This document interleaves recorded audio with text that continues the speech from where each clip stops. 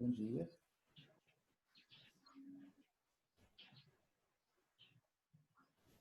Bom dia.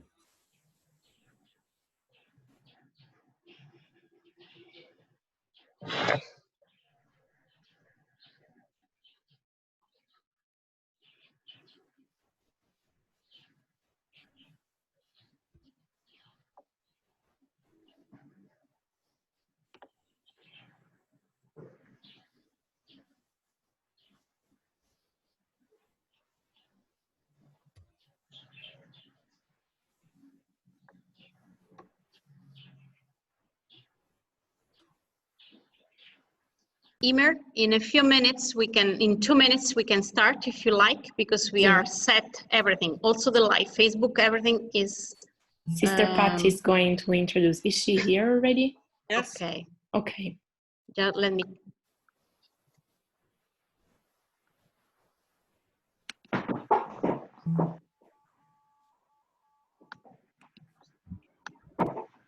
Okay.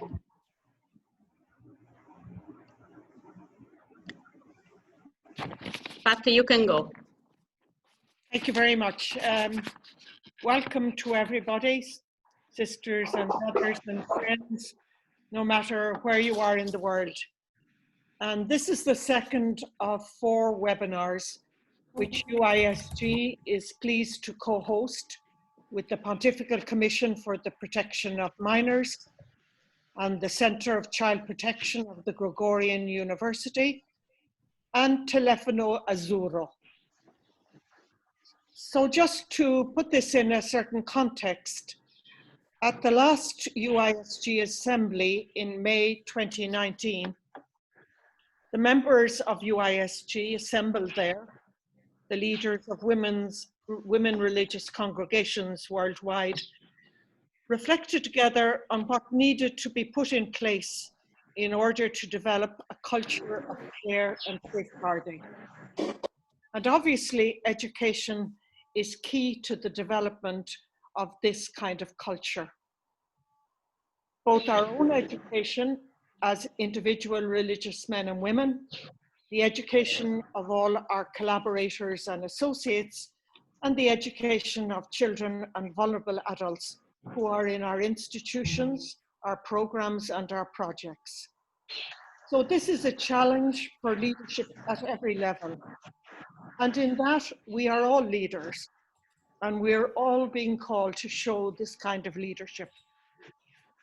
So we realized that we needed to learn from the mistakes of our past and commit ourselves to put in place necessary policies, guidelines, and protocols.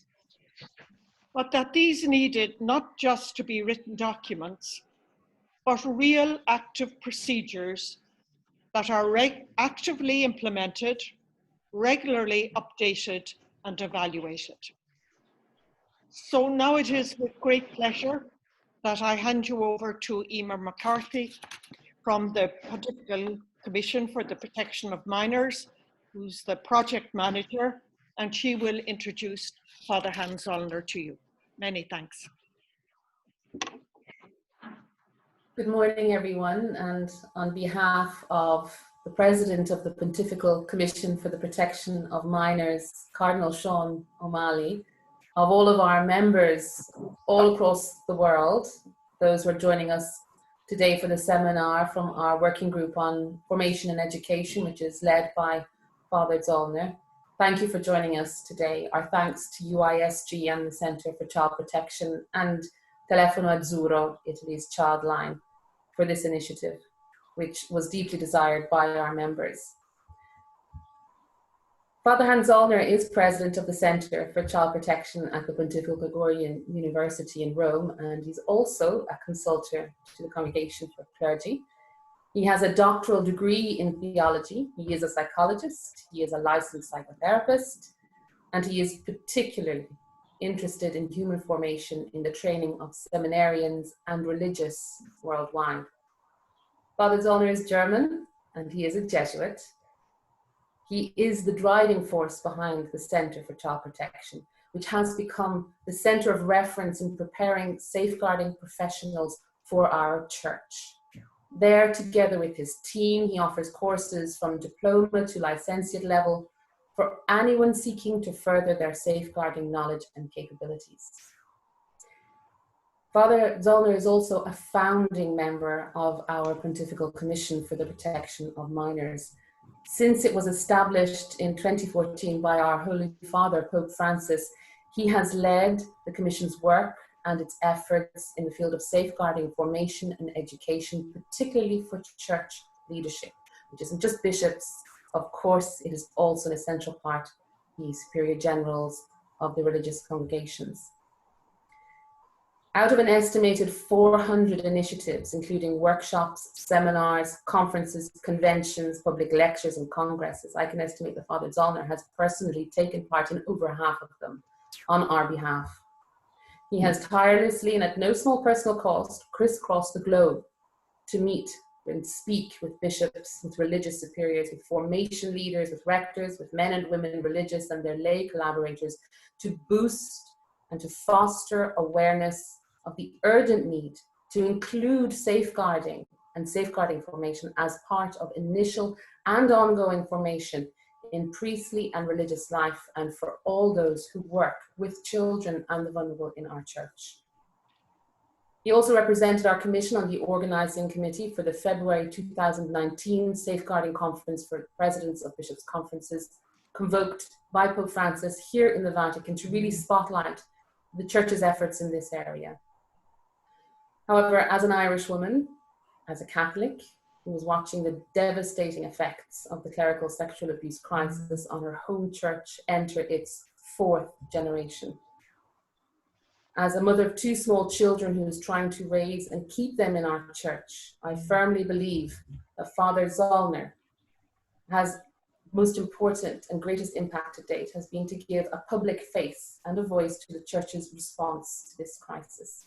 Someone who we all, priests, religious and lay people, Catholics and non-Catholics, can look to and listen to.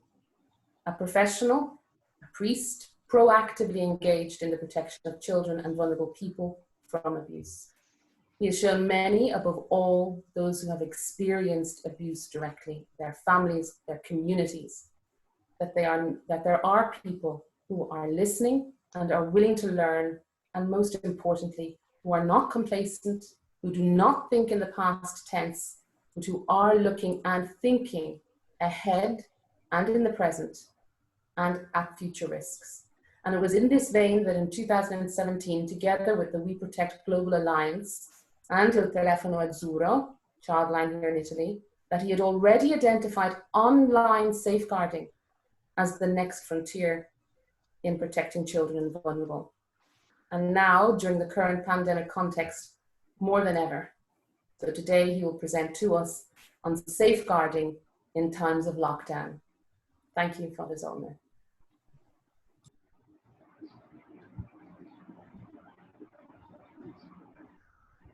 Yeah, good morning. Thank you very much, Emer, and thank you very much, Sister Pat, for the introduction. And thank you all who are present now and all who will watch this later on. I really am honored to present to you, to this large audience, through this means, which we have come to appreciate in these lockdown times, on the topic that has been already mentioned. And I will now share my presentation.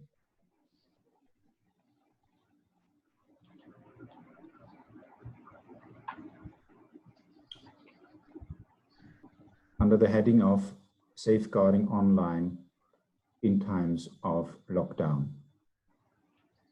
What I want to do is to present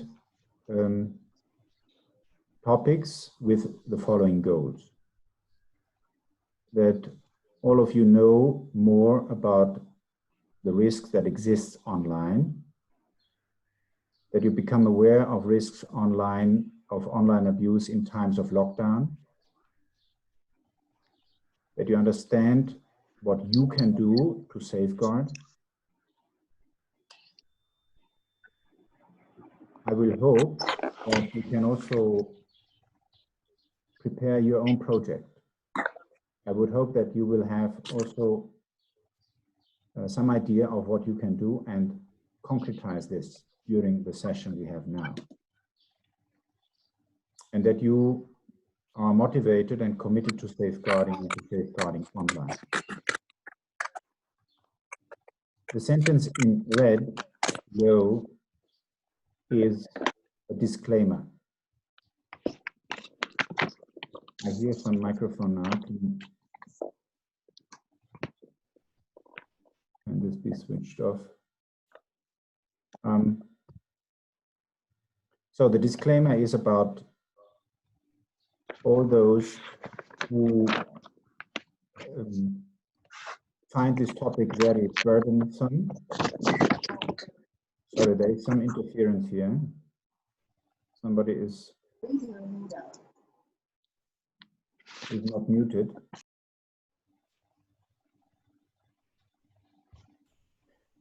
So again, the disclaimer concerns persons who, by listening to me and by reading what you will read on the slides, may be very much impressed, impacted. Some may even be triggered in the sense this is heavy stuff that is ahead of us. So please be aware of your possible reactions and mind yourself. If it is too heavy for you, please step out. Please close the presentation or move away.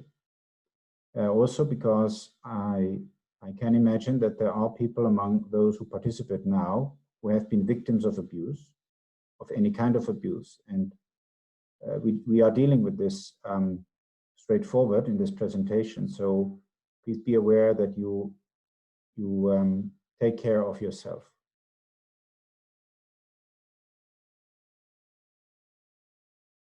So the internet is a great opportunity. Otherwise, we couldn't do what we do now.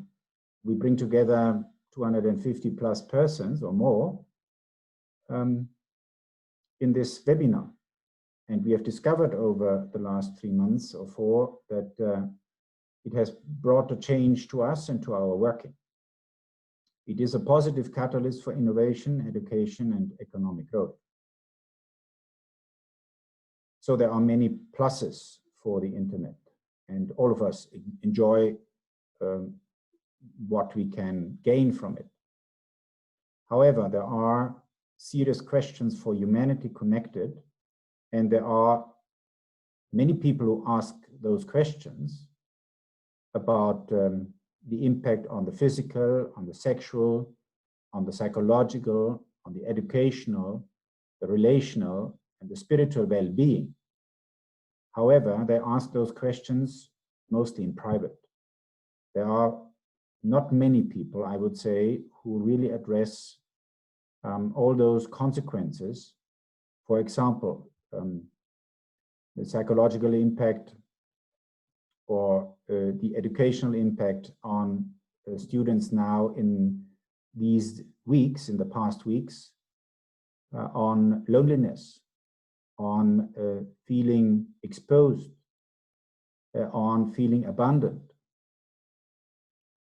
There are many questions about how young people today, and not only young people, relate to others. It has changed our way how we communicate and how we understand other people and how we understand our understanding of other people. So how much is that a part of our reflection? Now, I guess most of those who are online for this webinar now are from a generation that is not the generation of the digital natives. But anybody below the age of 18, 20, something like that, could be called a digital native, almost in all places in the world. And this has changed dramatically the way young people grow up. So it is on the basis of these serious questions that we have also to look into the risks that exist online. And now this will be a sort of, list of possible risks. This is true for any time. I will come later to the specificity of the lockdown time. But the internet enables those who would harm children and vulnerable adults by making it easier for them to produce, access, and share sexual abuse materials, to find like-minded offenders, and to reduce the risk of detection. So that is particularly harmful because there is a new form of trauma that didn't exist before the onset of the online world.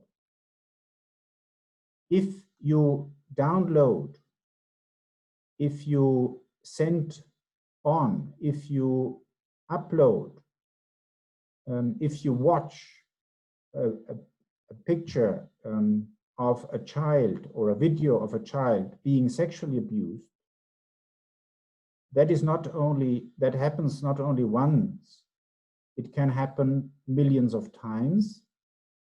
Every time such an image or video is watched, and the victim doesn't know who it watches, when and where it is stored. So for some victims of this kind of sexual abuse in the internet world, say that this is highly traumatizing. And this is a difference to the hands-on abuse that happens in physical contact.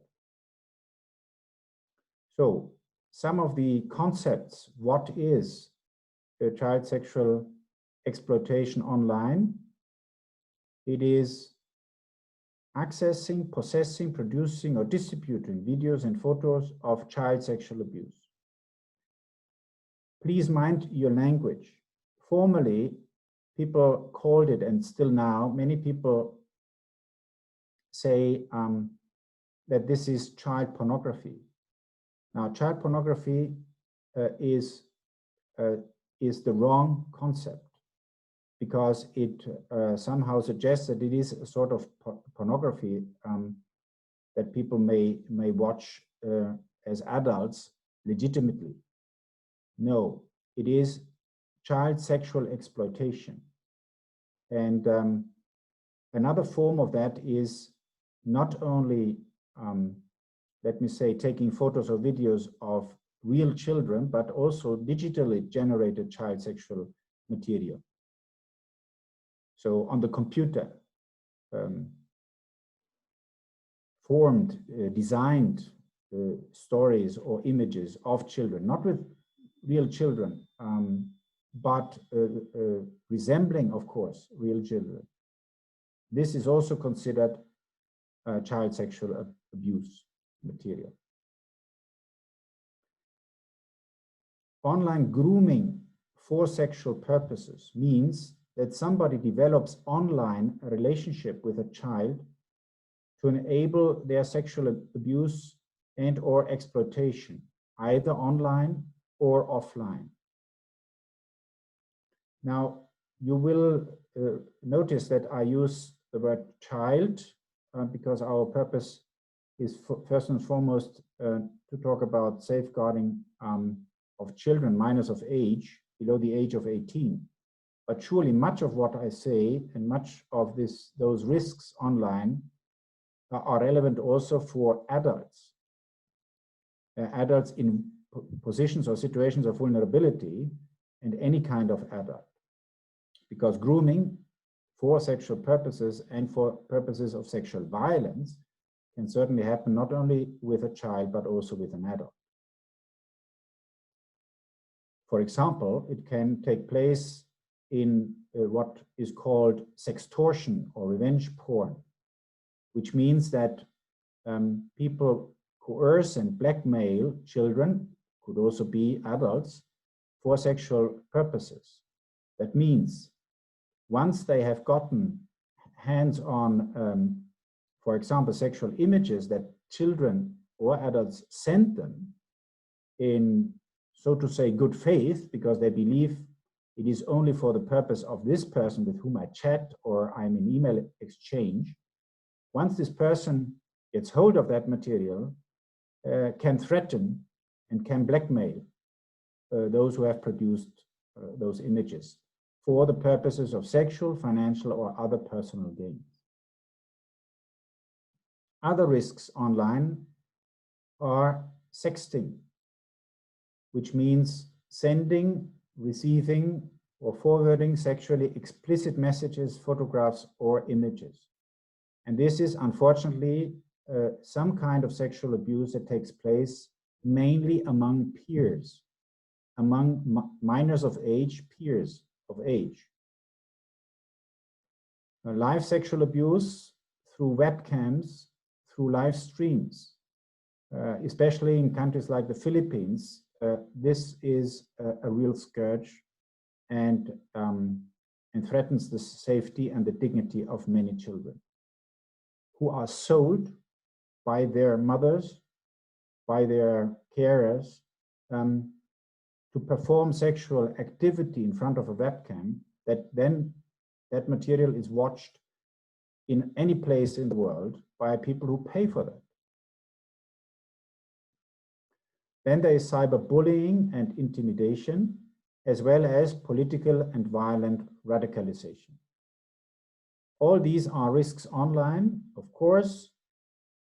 Most of it also existed before the onset of the internet age, but it has become much more prominent and has grown enormously in the numbers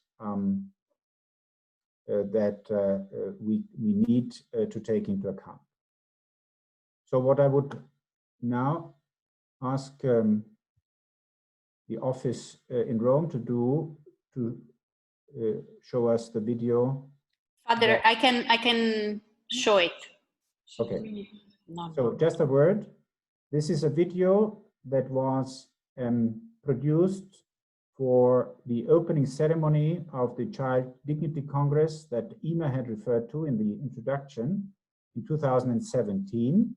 And it shows the different faces of children who tell about some kind of those risks. They have not been victims themselves. They are actors. Keep this in mind. But it is very powerful, and this is about 5 minutes, very powerful testimonies.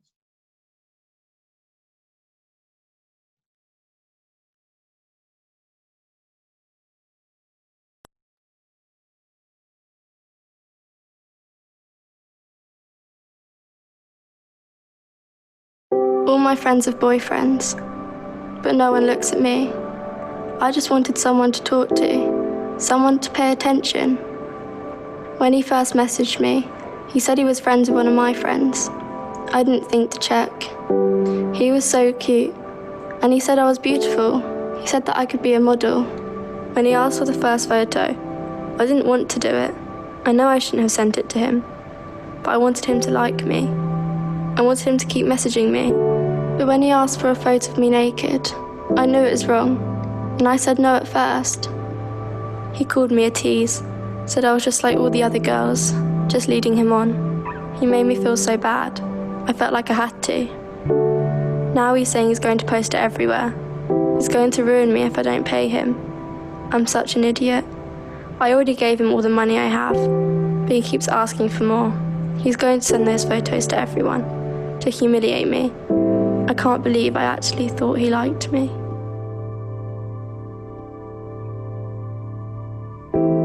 My mate told me how easy it was to make money off of selling. I'd put a post up with the right emojis everywhere online. Some people would message me and we'd meet up somewhere quiet, and boom, cash in my hand. I couldn't believe how easy it was. I finally felt like I had some freedom. But then I sold these pills to this girl, and she took too many. My mate tells me it's her own fault. I feel guilty all the time. Now I hate selling. I wish I could just stop. How can I get away from them? People keep messaging me, asking for more. It's just a matter of time before I get caught out. I'm so paranoid. I don't know who to trust. Who's watching me? It started after I downloaded some game. These ads just started to pop up with these girls asking me if I wanted to chat. Girls don't usually talk to me that much, so I clicked and watched. It was pretty weird, but I kind of liked it. I watched another, and then another, then another. Now I watch them whenever I can. Watching it doesn't feel the same anymore. I keep thinking I'll find something new, something I haven't seen yet. I think about those girls all day. Why don't any of the girls my age look like this? I just can't stop. Sometimes I feel disgusted with myself. People point, stare and swear at me and my family every day. I swear, if I got my hands on them, I'll kill them. I found my brothers in faith, online. Now, we'll be the ones that make them scared. Go back home, they shout. Well, I am home. I know where my brothers are. This is my fight now. Loser, idiot, ugly bitch. That's what they call me. They'd shout at me, push me around, pull my hair. But then it started online. They message me all day and all night on every app. I can't get away from them. I can't even post anything anymore because they'll comment horrible things. Every time my phone vibrates, I get this pain in my chest. There's no escape. What's the point anyway? No one likes me. No one would care.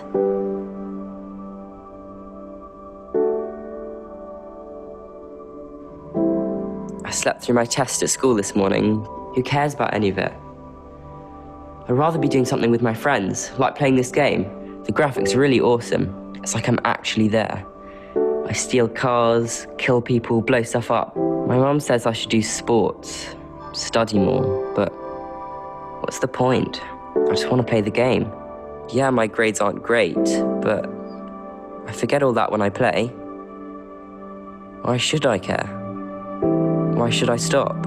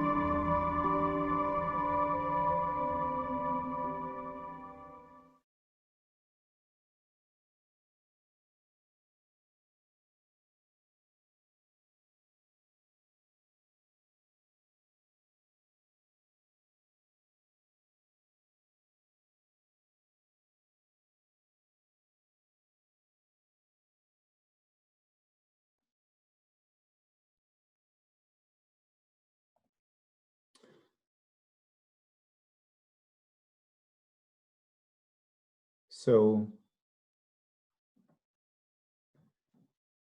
it is heavy stuff, and I can imagine that you would need to digest that, and that is the reason why it is necessary that you monitor yourself. But this is the reality of young people. And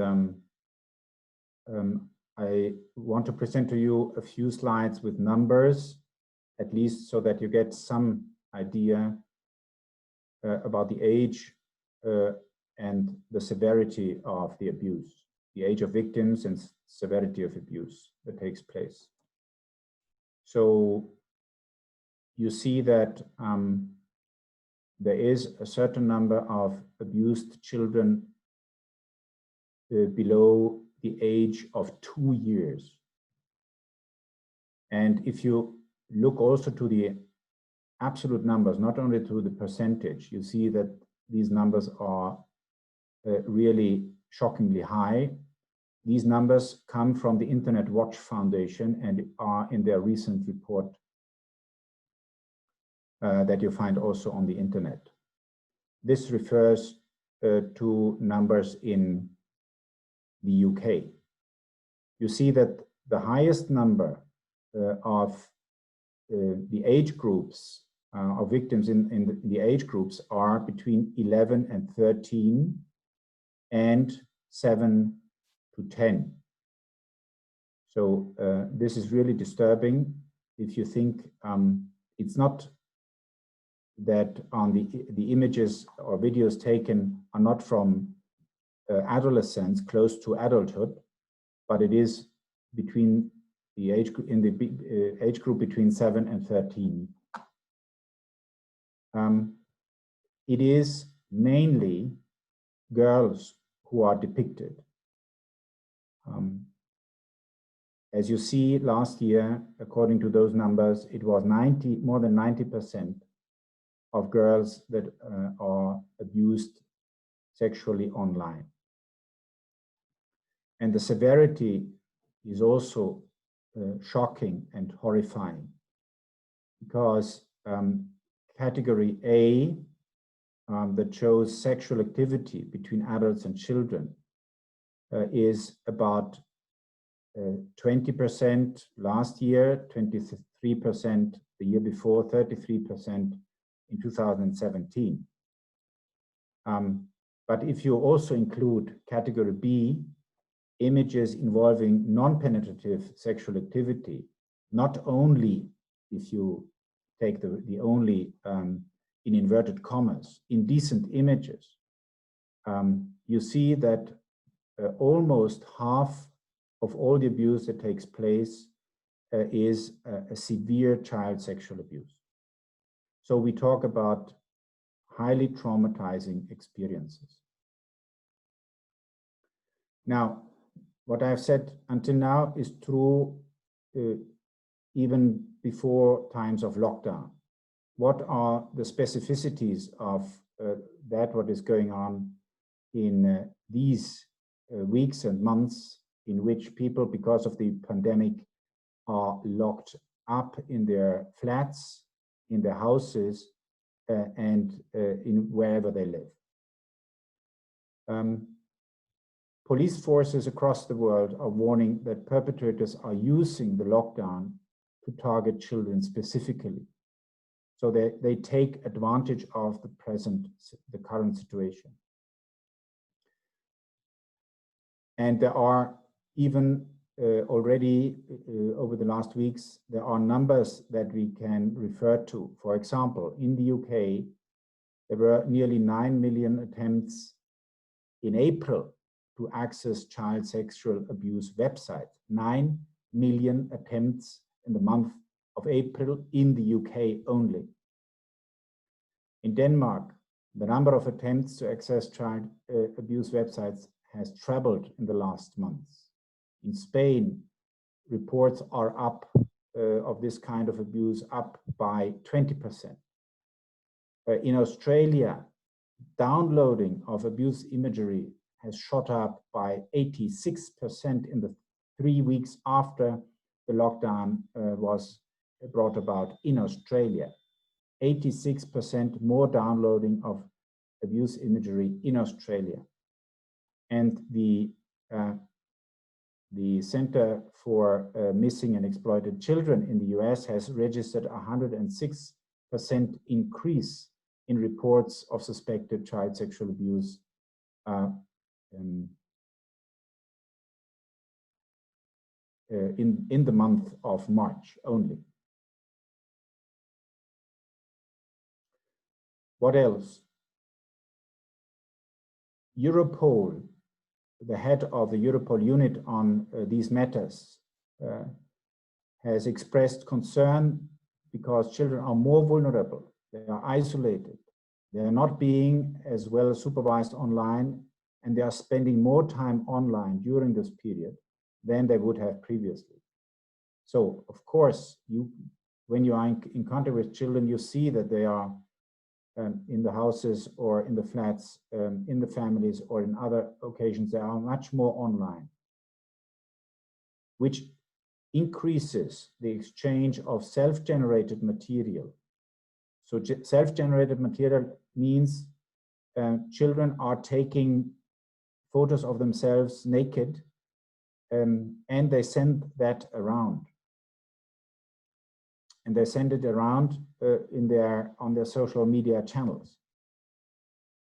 There's an increase in the numbers of emotionally vulnerable children because of the lockdown, because they can't play with others. They have no way to go because they are locked up, because they stay with those carers, with their parents or whoever the carers are, who may also be vulnerable to emotional instability, or they pose a greater risk for increased grooming by offenders.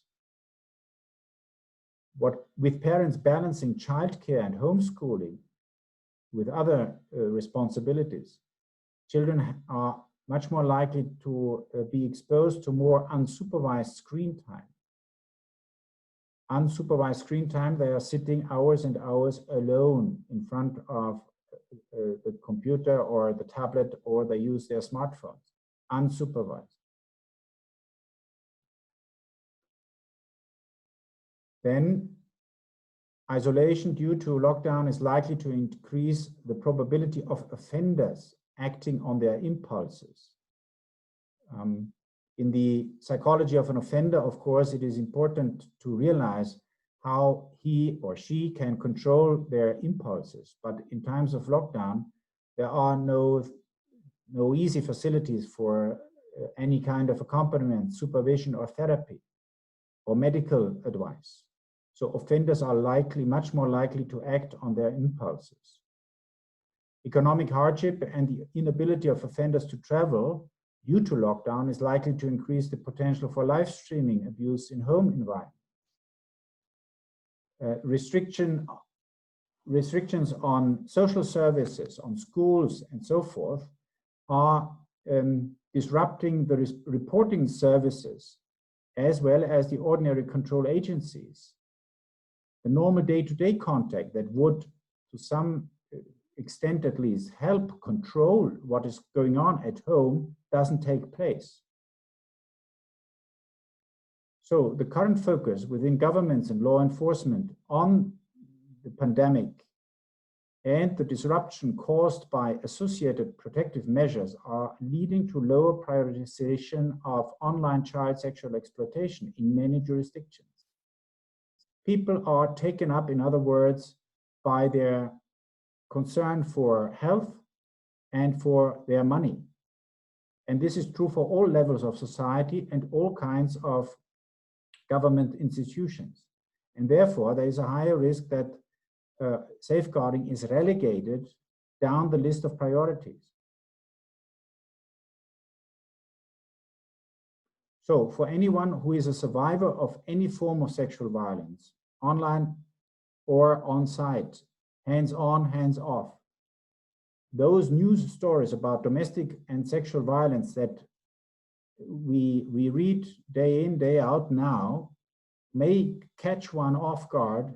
And even though one has been coping well until recently, or thought to be coping recently well with that, the sudden intrusion into one's thoughts can take one's mind right back to the trauma. So it is also an additional triggering moment for any survivor of any form of sexual violence or exploitation in any context. This situation is also more triggering because flashbacks, panic attacks, sleep disruption, and nightmares come about because being at home with children and unable to get out with them creates a climate of tension, financial worries, and being trapped at home with one's abuser and being unable to leave. So I have given here the link to an agency in Glasgow that is helping people who have been abused, have been raped, and there you find some material for coping victims, coping during lockdown.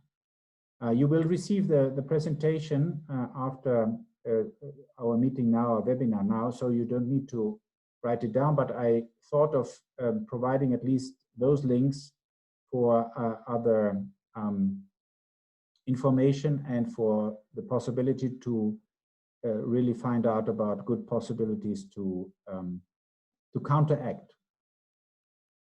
Now, the safeguarding in a positive way, what can we do? And the first question is, what can carers do? Now, carers means, of course, parents or step-parents or any kind of carers in institutional settings also. So I have included that. What can carers do?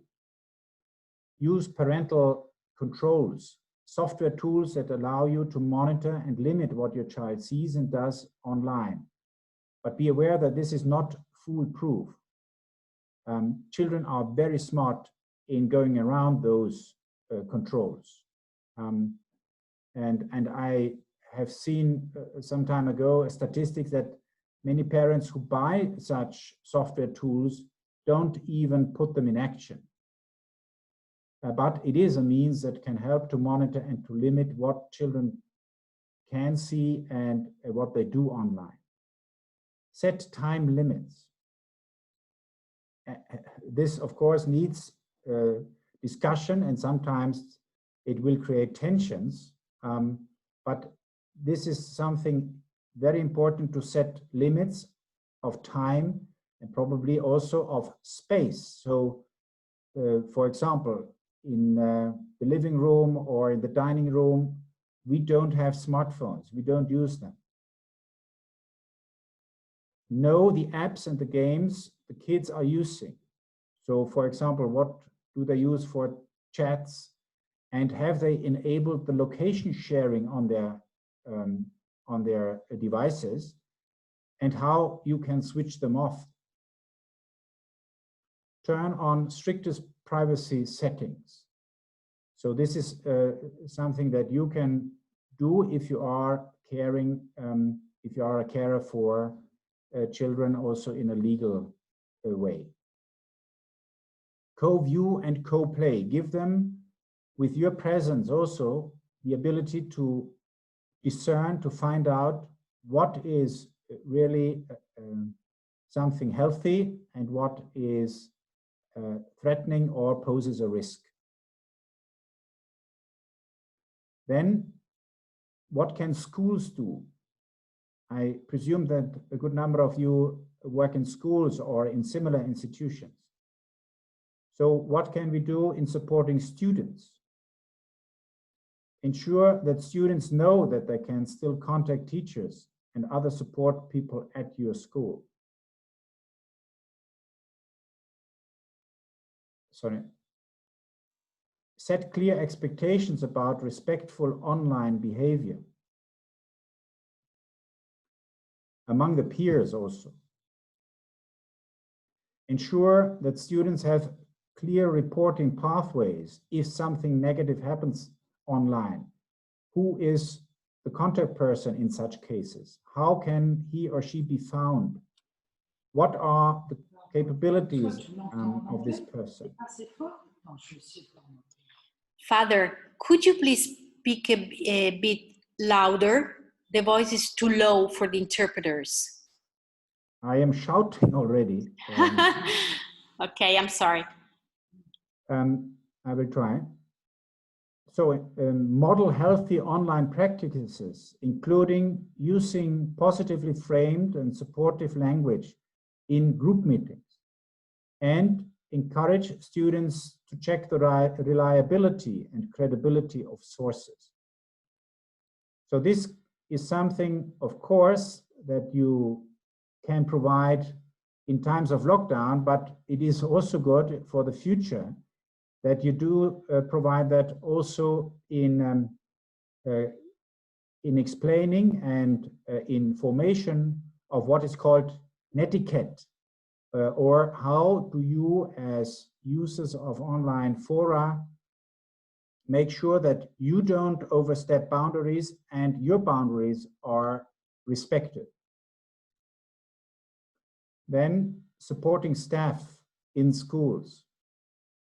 Ensure that the staff has regular communication with their leaders and their support agents and agencies, and that they are also informed about to whom they can turn in case of necessity, in case they encounter difficulties. For example, if they can't reach students for days or weeks, students disappear. I've heard this over the last weeks.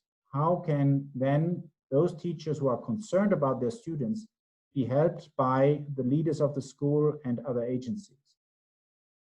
Encourage the staff also to seek support if they feel themselves overwhelmed because of the necessity to interact in a way that they are not used to do. So for the digital well-being. And share tips for staff using social media and online collaboration platforms that allow for a transparent way of proceeding.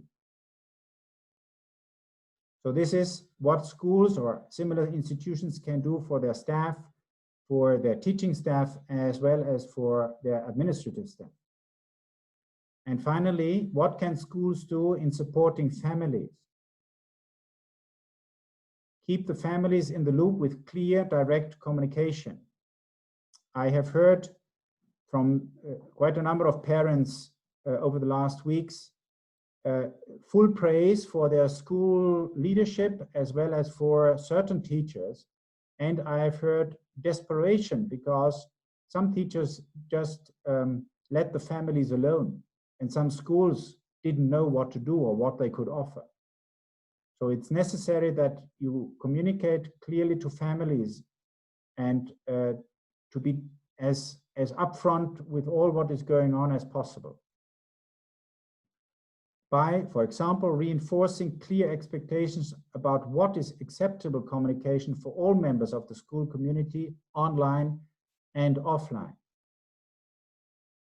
Some families in the school community will have limited or no data to enable online learning.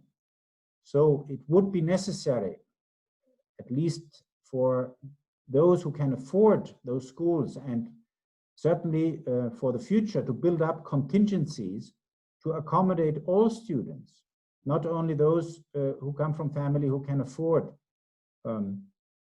connectivity. And let families know about parent helplines. So this is meant as concrete actions for what schools or similar institutions can do in supporting students, staff, and families. I reckon that a good number of you are engaged in this kind of work, and therefore I hope that this is of some help to you. Now, some further help you can find on the links, through the links that I present here. The End Violence Initiative has a special section for the COVID times. The Australian eSafety office, the government's office, has a very elaborate web page on this. And then there is the Stop It Now from the UK, where you find a Get Help section that offers prevention help to those who may be concerned about their own sexual behavior or of their loved ones. So people who may be, let me say, may be inclined to abuse, and they want to get help before they really act on their impulses. So you will have those links later on, and you will find a lot of material that is gathered and is very helpful, and most of it is also presented in a very useful way. Now, as I said at the beginning, I do hope that you go away not only with more information, but also with some kind of plan, what you can do, because all of us can do something. Now, I call this Prepare Your Project, and this is an experiment because I've never done so, certainly not with such a large group. I would ask you now to take 5 minutes thinking about what do you want to do with regard to safeguarding online. And first, you will take 1 minute for becoming aware of your reactions after having listened and seen what you have followed now.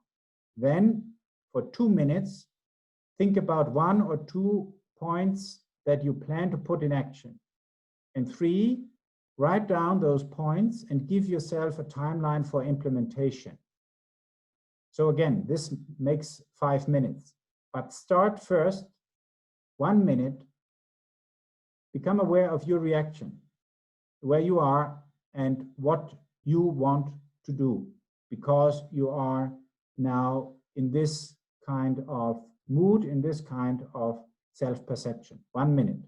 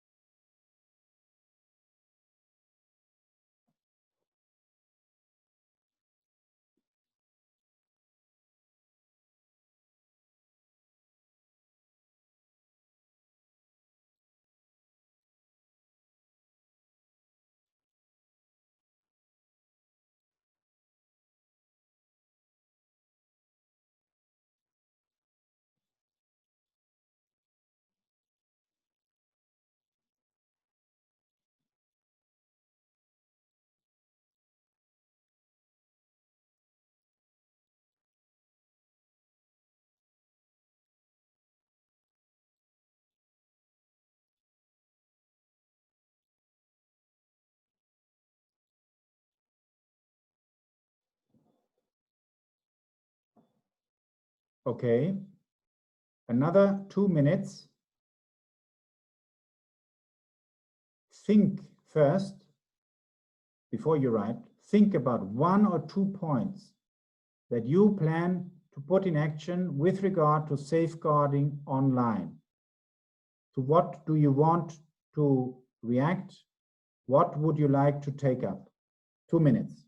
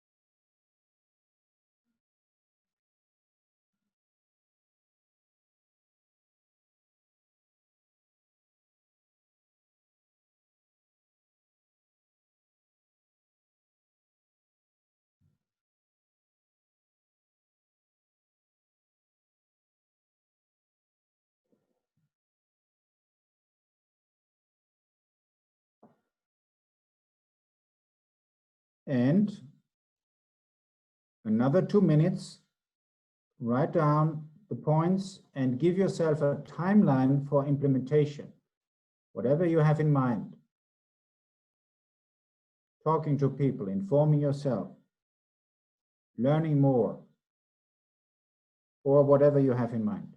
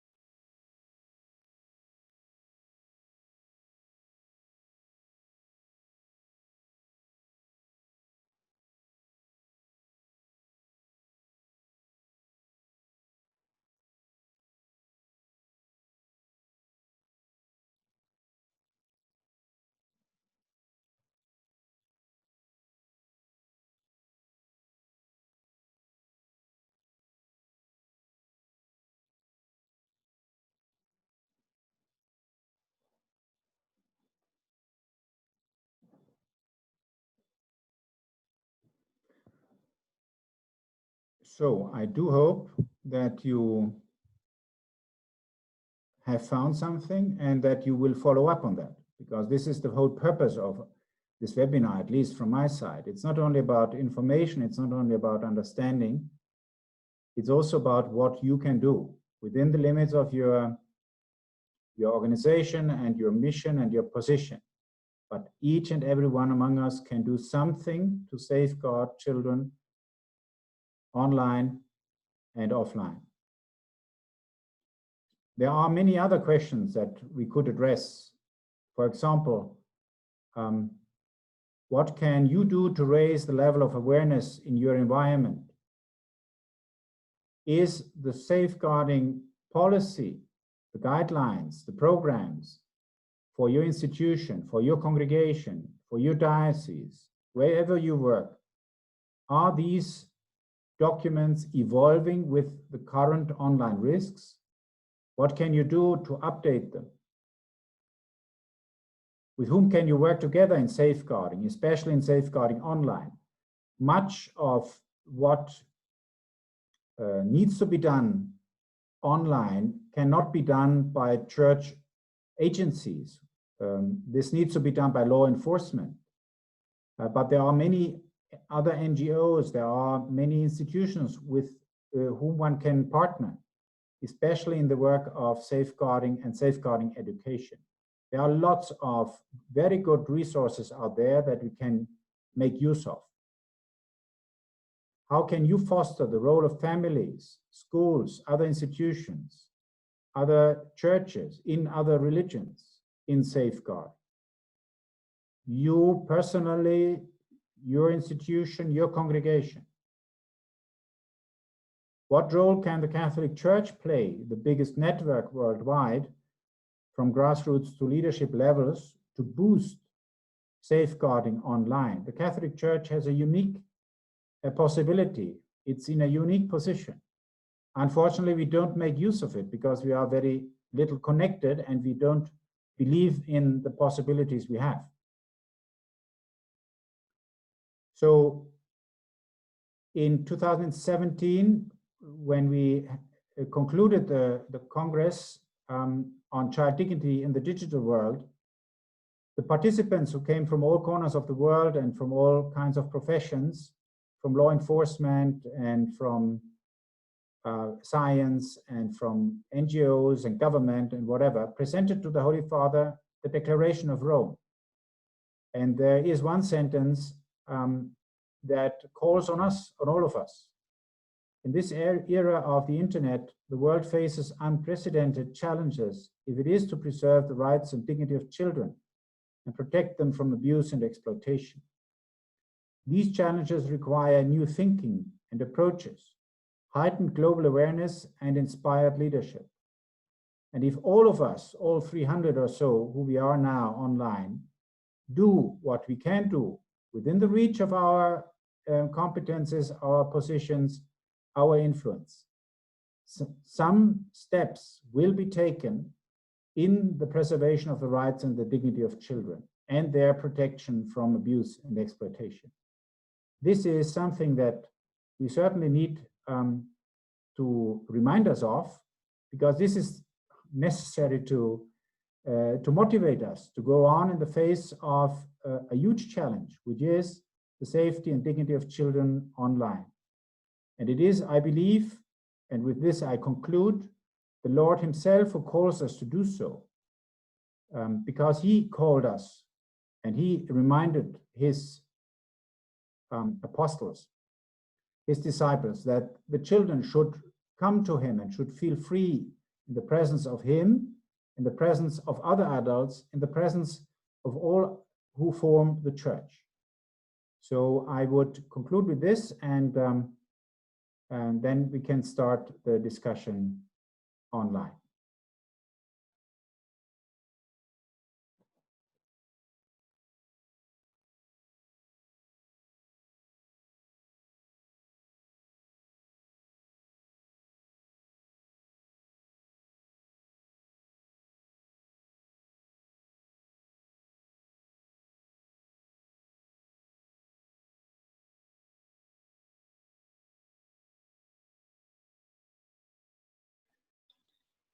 I'm not sure Thank who. you.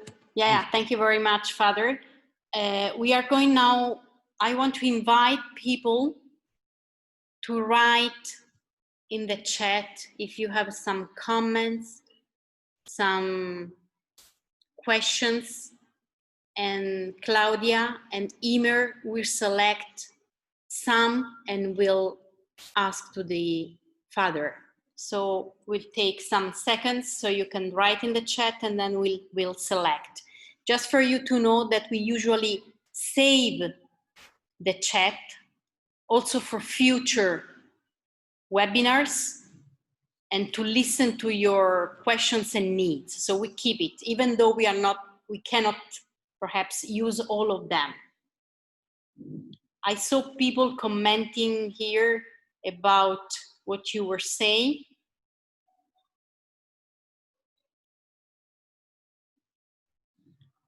What are the emotional signs of abused personnel? Is one of the questions. I leave Claudia and Emer to take care of that. Yes, thank you, Patrizia. We also want to thank Father Zollner for this brilliant presentation. And we received many questions prior to this webinar.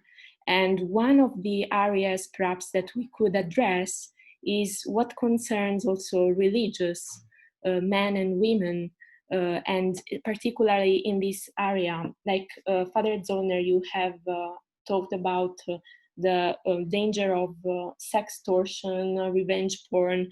And I wonder if in your research and in your area of expertise, information, you think that this is something common also for religious, if religious are victims of these situations as well.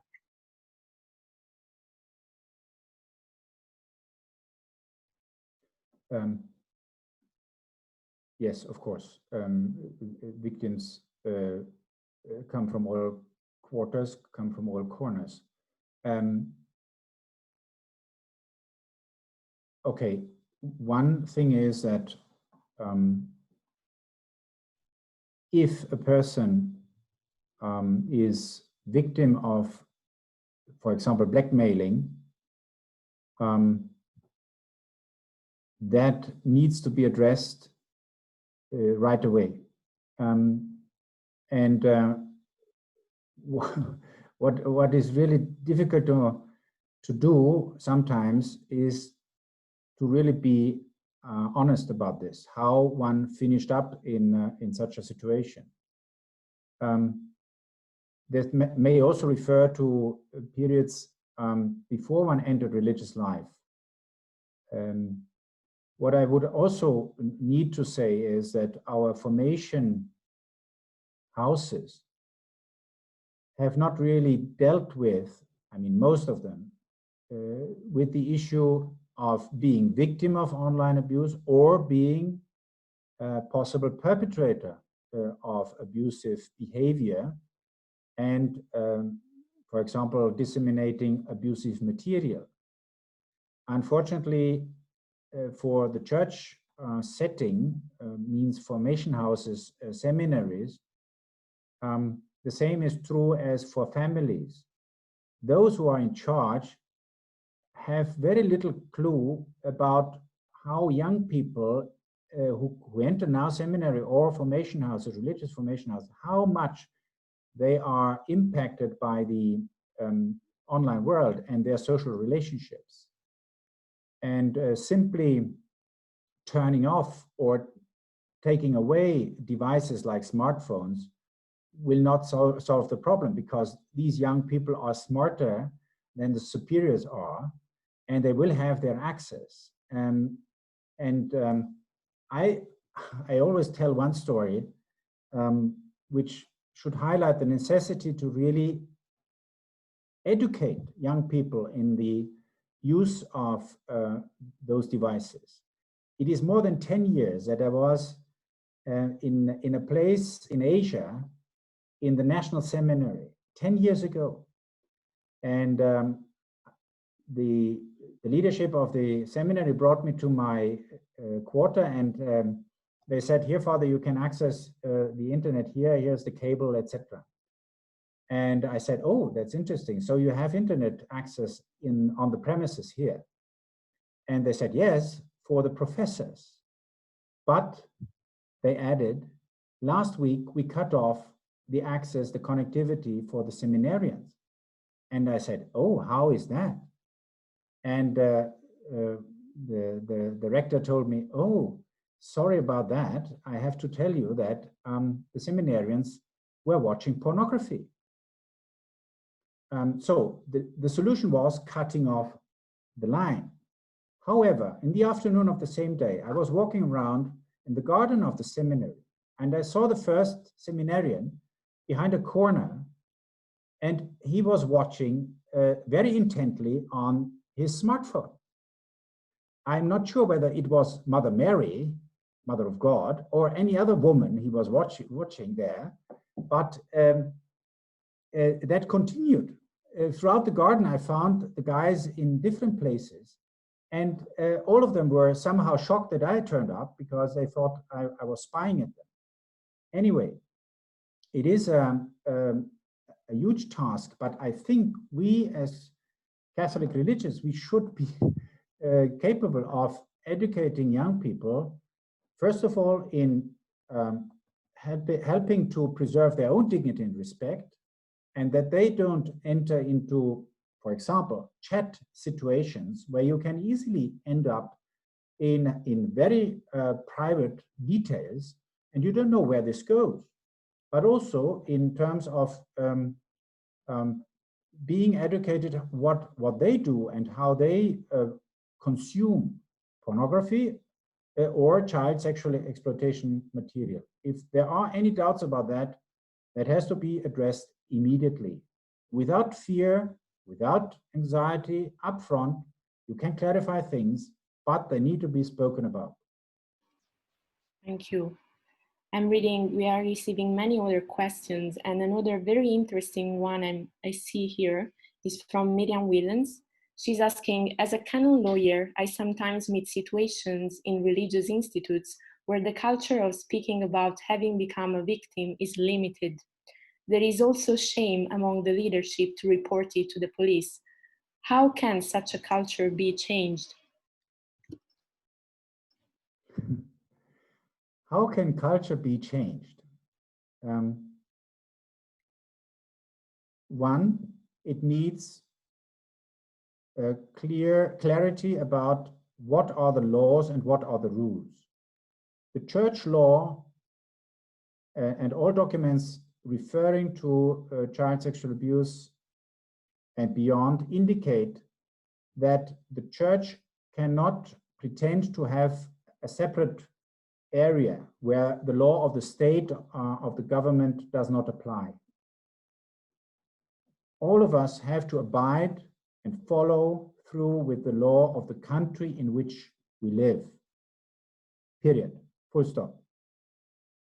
So you need also to be aware what are your obligations and what is the law telling you, for example, in terms of reporting.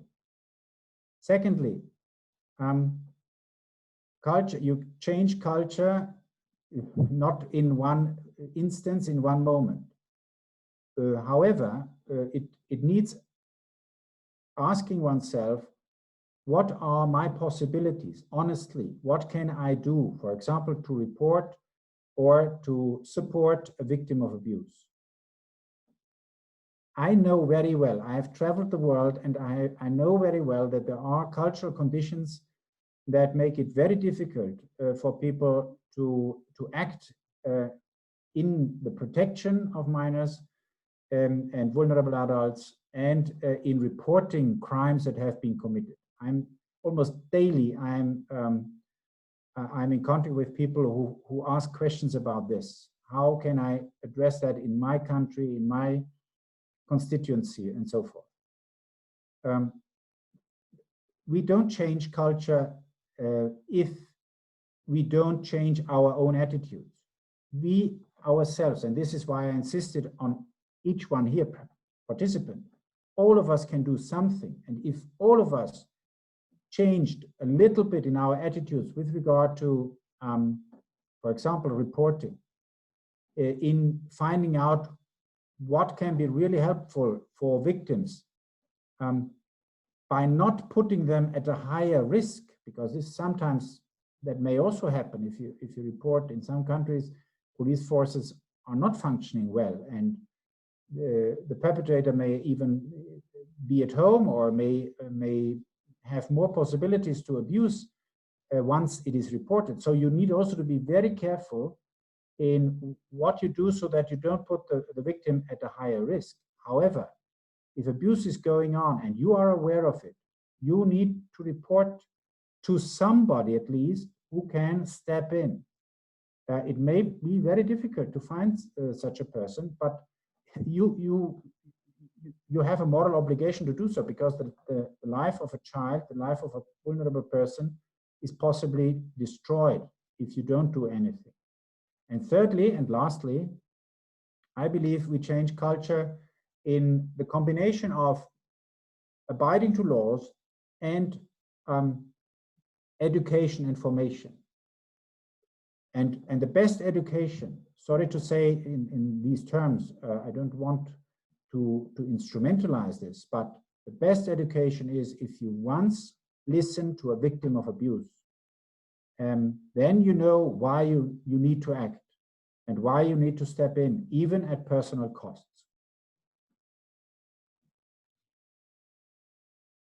Thank you. I give the floor to Dr. McCarthy.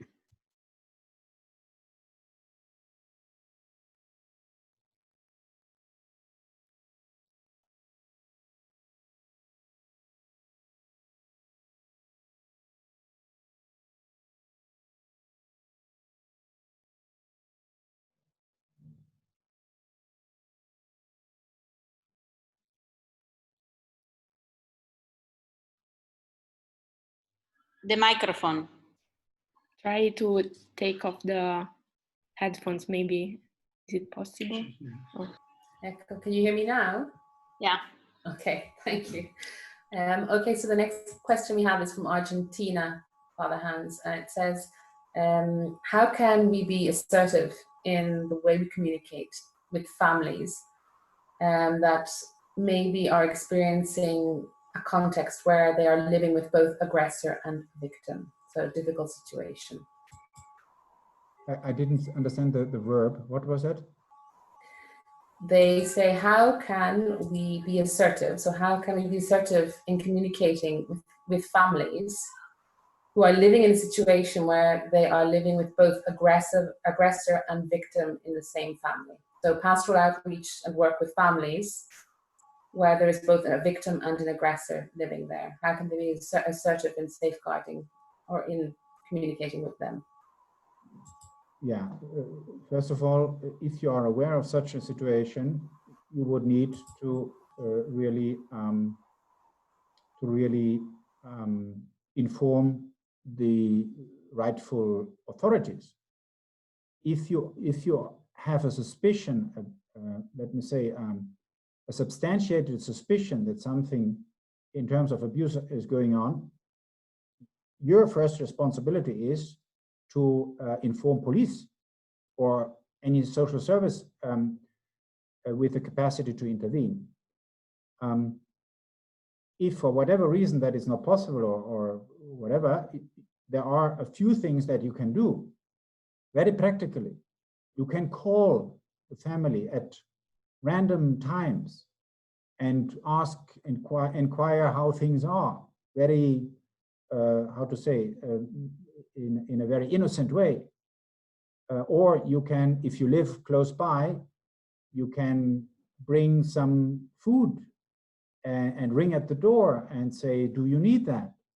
So this would, for example, this would give the sign that the family is not cut off completely, and that there are people who may be listening, who may be perceiving something, who may be capable of intervening.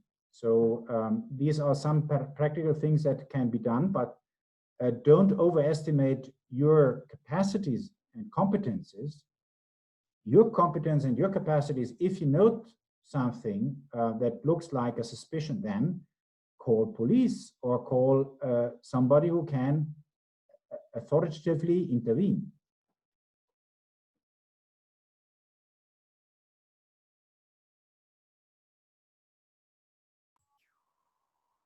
And the final question, which is perhaps looking forward from this presentation, kind of almost what happens next. What would be your safeguarding concerns, or are there new challenges for online safeguarding in the post-COVID-19, post-pandemic context that are already beginning to concern you? Yeah, in general terms, as I said before, I believe honestly that safeguarding minors in the church and in the state, in the countries, has suffered a severe blow in terms of public attention and in terms of public funding and other funding. Which is to say, we have realized that something has happened, to my understanding, what you can see in many parts of the world where natural catastrophes, economic crisis, major health issues, lack of stability in society, wars, civil wars going on, made it very difficult for society and for church to focus on the safeguarding of minors, because there are so pressing needs, there are so heavy burdens on people that they think that safeguarding minors is some extra, and we cannot afford to think about that because we need to survive first. Yes, that is true. The need to survive is first, but also the need to respect and to preserve the dignity of all people, and especially the most vulnerable ones. So I think we will need to stick together to bring safeguarding up the ladder of priorities again. Unfortunately, I doubt that this will be a very easy task, because this is such a challenging, such a nasty topic that people don't want to engage and don't want to commit easily with it. So it needs also our decision, all those who are present now, that means that we will continue this journey, even in the face of reluctance to take it on again. The second concern refers to the internet world. Many people say that because of the pandemic, because of the necessity to work more online, to be more online, in schools, in universities, in work, in whatever work setting, in all probability, the digital world will acquire an even bigger importance and will have a bigger share of our time and our energy spent in front of screens. So what is true for young people, those digital natives that I mentioned before, will become more and more true also for religious, for priests, for seminarians, for people in formation, and for society at large. So I think a major concern is, do we really come up with a common understanding how we educate young people in school, in university, information for the proper use of the internet? How do we enforce rules?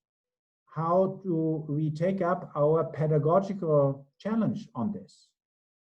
I don't see much investment in this area, maybe because many people who work in this field are far away from youth, and they don't understand how much this has already changed the brains and the relationships among young people. But in any case, these are the major concerns. We need to realize that this is something that has acquired a huge importance in our life, and it cannot be let going like nobody's caring for it. We need to really develop some ethical attitude and understanding of what we do when we interact with people on the net. What are the risks, and how can I protect myself and other people from being abused?